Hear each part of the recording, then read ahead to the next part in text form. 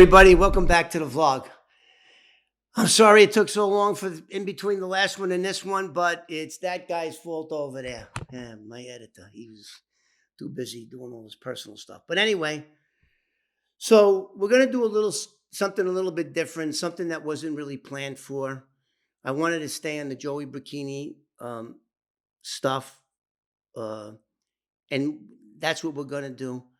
But I guess you all know from the thumbnail that this video is gonna be for the two hero New York City police officers, Wilbert Mora and Jason Rivera. Two heroes. And although the name of this channel is the FBI Informant, that's not how I became a confidential informant. For those of you that read my book, you know what I'm talking about. For those of you who didn't read the book, I'm going to explain myself. I became an informant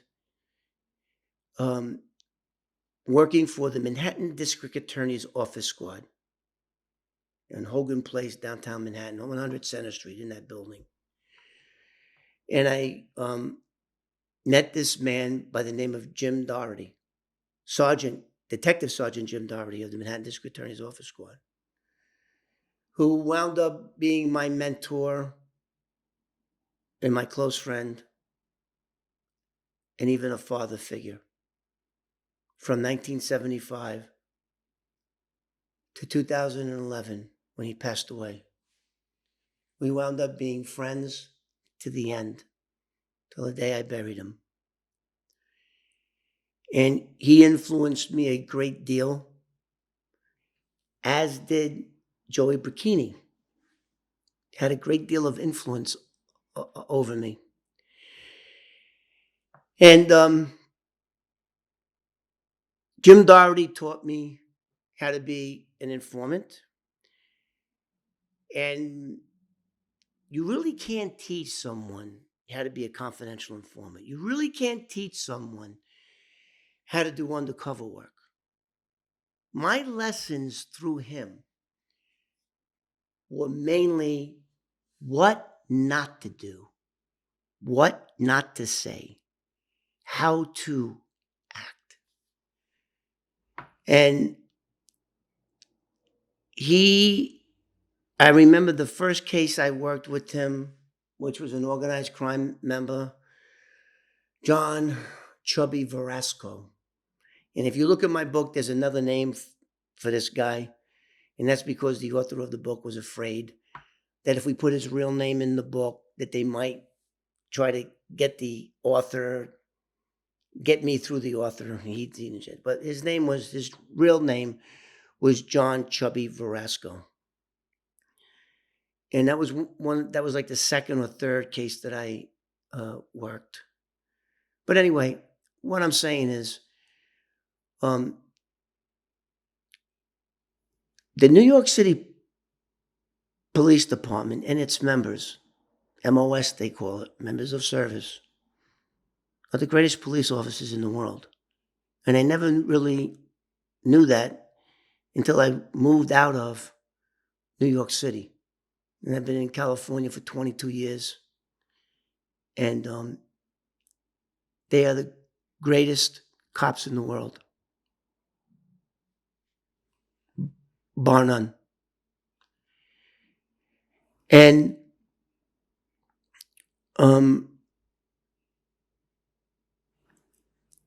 every time I would go out on a case when I worked for the DA's office squad,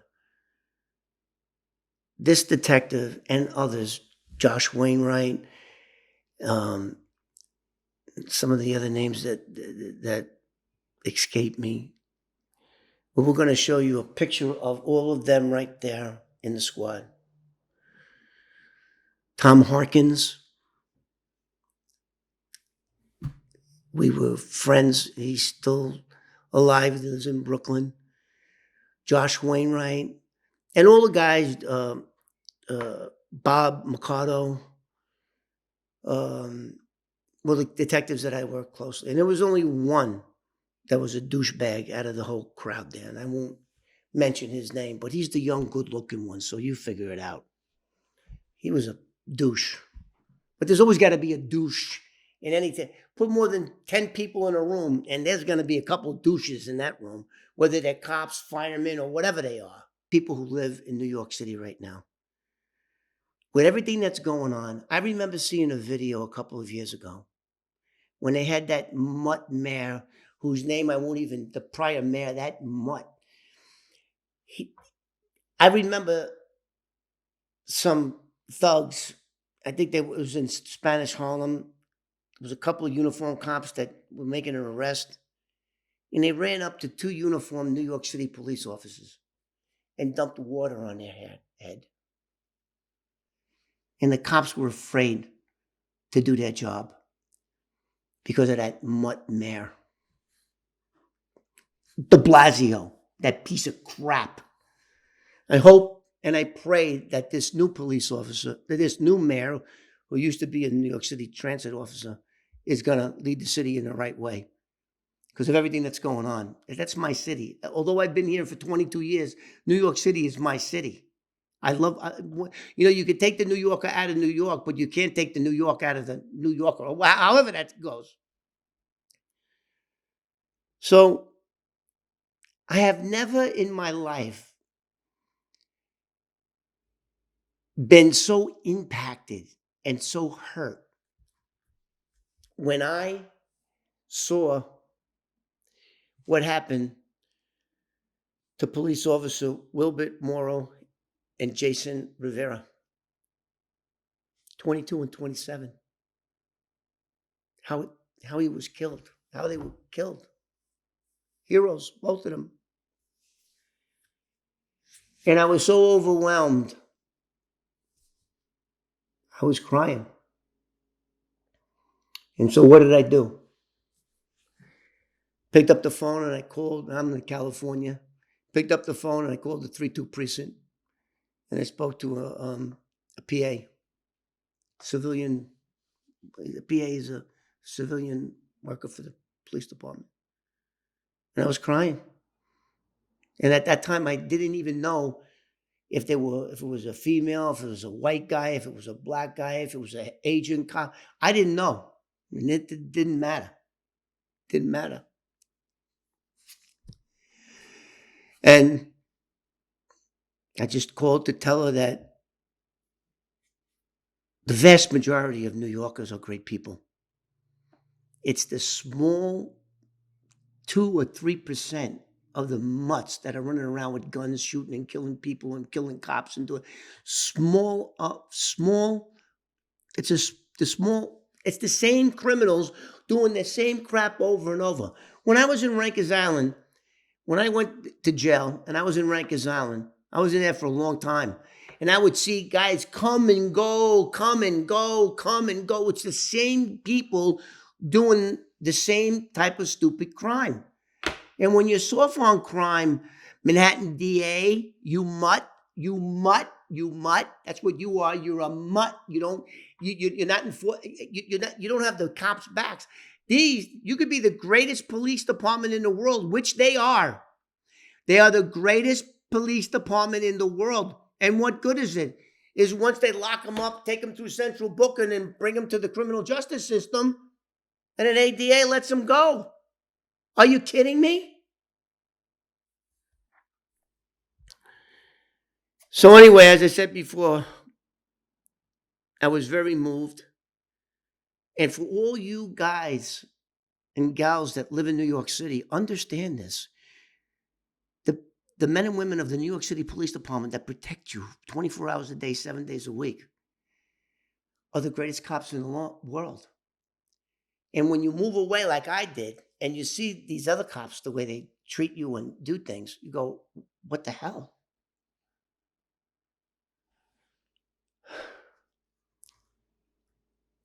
I was very close to two men in my life, Joey Bricchini and Jim Doherty.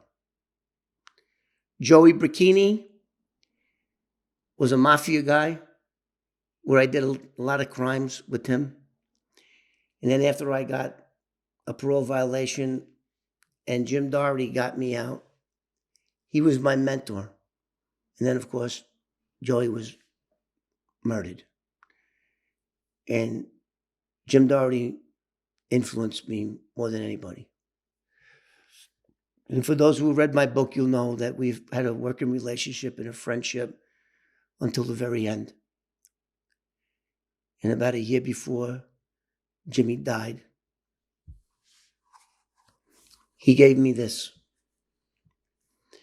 And this is my most cherished possession. I cherished this. And Jimmy became a New York City police officer in 1956. And this was his badge. He gave me his badge before he died. Shield number 10756. He wanted me to have it. And I don't know if it's illegal for me to have it, probably, but there you go. So lock me up. I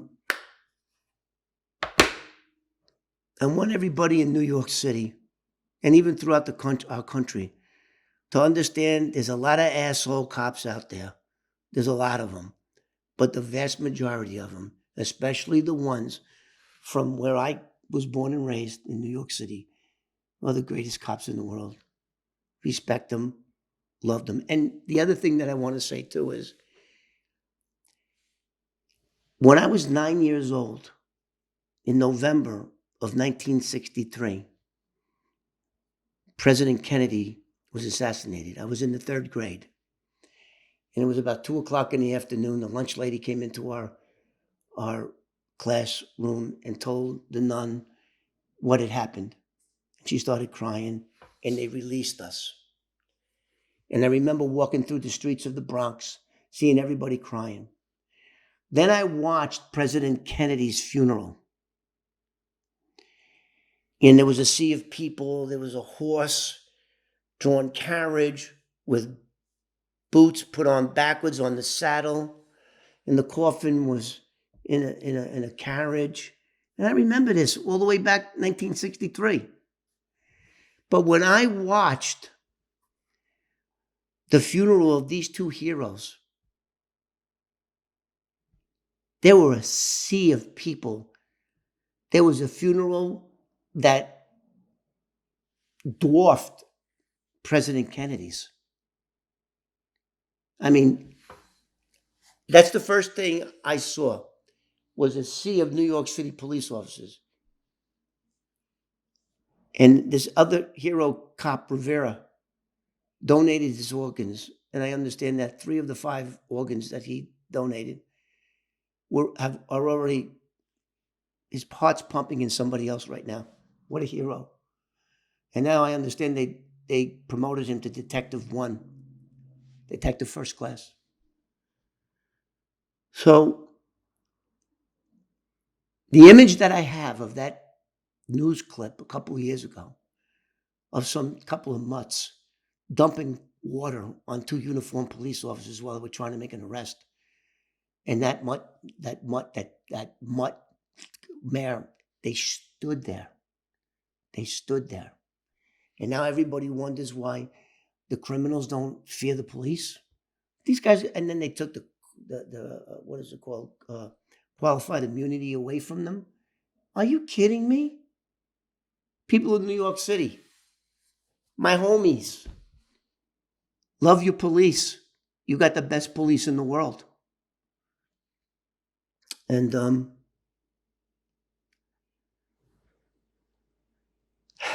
I just wanted to say that, and I'm going to end this video, and then we're going to get back to Joey Bikini. But I just wanted to say that you don't know what you have until you lose it.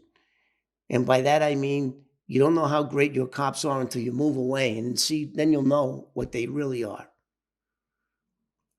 All right. Thank you, and God bless.